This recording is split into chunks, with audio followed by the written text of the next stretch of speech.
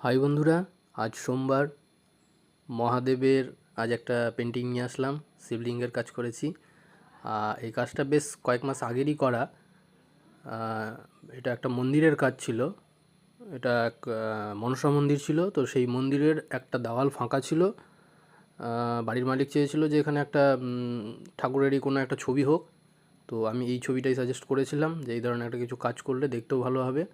যেহেতু রুমটা খুব ছোট ছিল, তো ছোটোর মধ্যেই যতটা ভালো করে করা যায় চেষ্টা করেছি। আর এই কাজটা আমার বাড়ির কাছাকাছিই ছিল।